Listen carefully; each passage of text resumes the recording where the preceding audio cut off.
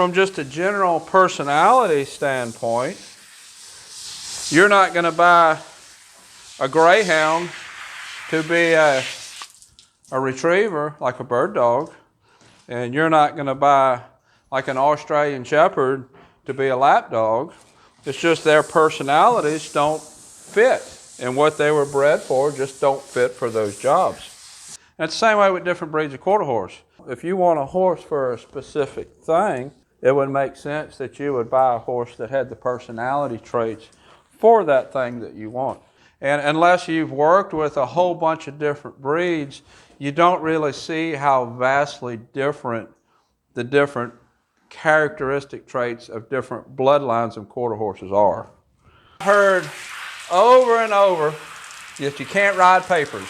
And that's something I couldn't disagree with more. Those papers are going to tell you what the traits are for that horse, what his bloodline is, and from those bloodlines, each one of those bloodlines had different personality traits. So I was someplace the other day, I don't remember where, and they had a dog show on TV.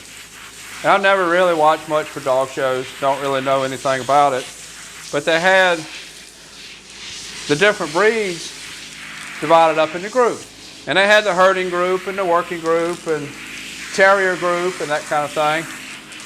And it got me thinking about horses.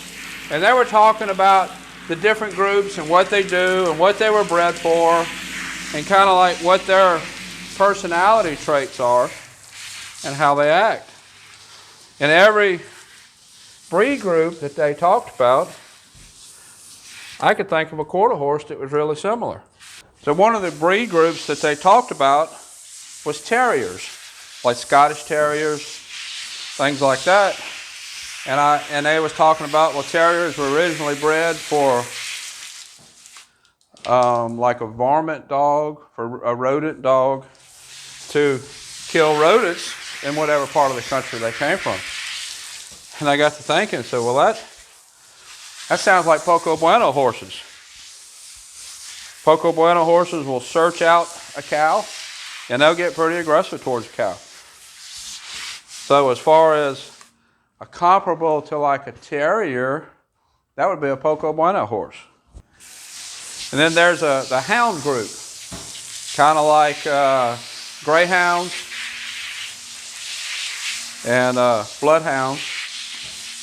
And both of those, I mean, one's really fast, one's a tracking dog generally. Even though they're different dogs, as far as like a greyhound as a running dog and a bloodhound is slow, they're both forward-thinking with a purpose. That greyhound is going to run in a straight line. That bloodhound is going to be on that scent, and he's going to follow that scent. They're very focused on going forward on that scent or on that job. And to me, that's exactly the same characteristic as the Dash for Cash horses that I've ridden. They're forward, they get their mind on that forward job, and they stick to that job. Skipper W's is another bloodline that I think is very similar to that hound breed. Another breed group that they talked about is the working group. All these dogs were bred for a purpose to help humans in a specific way. They had a job in which they helped people in some sort of way. The dogs in the working group were the dogs like Great Danes and Boxers, and the jobs that they had helping people do a job. I got to thinking, I said, well, they're very comparable to Zippo Pine Bar horses. Zippo Pine Bars traditionally, I think, have a very similar temperament as the Great Danes and the working dog lines. Are there any other horse bloodlines, quarter horse bloodlines that you could think of that will be similar to the working dog breeds, like the Boxer and the Great Dane? To me, that is Zippo Pine Bar through and through. And another one that they talked about was the herding breeds, which is, of course, like the Australian Shepherd and the Border Collie, dogs like that. and their personality traits and what they do. And to me, that is exactly describing Peppy Sand Badger. To me, the Peppy Sand Badger and those type of herding dogs, their mentality is the same. I've seen an Australian Shepherd turn loose in a group of cows, and a Peppy Sand Badger horse turn loose in a group of cows, and both of them will round those cows up and circle them. To me, that is exactly the same. Are there any other horse bloodlines that you know of that really matches what they do and their personality with a dog breed group? They had the toy group and the non-sporting group, and those were dogs like Pug and the English Bulldog. And to me, the traits of those dogs is exactly like Sonny D-Bar, if you're familiar with any Sonny D-Bar horses. If you want to get a companion dog, a lap dog that's going to sit with you in a chair, that's going to let you pet on them, you're not going to get a Australian Shepherd. That wouldn't be a very smart choice. But if you was to get something like a Pug, that might be a good choice. If you want a horse that you can just brush and groom, and that he would have the characteristic traits that he would enjoy that, then a Sonny D-Bar bred horse would fit that.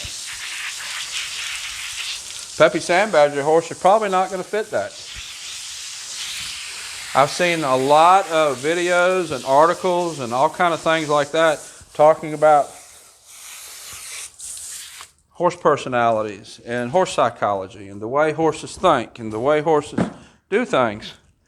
And they're all generally true. I haven't run into any that I really had any dispute with. However, none of them really talked about what traits in a horse were typical for certain bloodlines. Different bloodlines do different things. And if you want a horse for a specific thing, it would make sense that you would buy a horse that had the personality traits for that thing that you want. Just like if you were going to buy a cutting horse, you're most likely not going to buy an impressive bred horse. Don't really fit. That's not what impressive bred horses did. That's not what their job was. So you're going to get a horse that fits the job that you're looking for. Just like if you get a dog, you're going to get a dog with the personality traits that fit what you want that dog for. Certain dogs are good for certain things. Certain bloodline horses are good for certain things. If you can think of any other bloodlines that fit the dog breed categories, like the Terrier and the herding group and the non-sporting group, put it in the comments below. Tell me what your thoughts are. To me, every horse bloodline fits into one of those groups that's comparable to a dog group. Let me know what you think.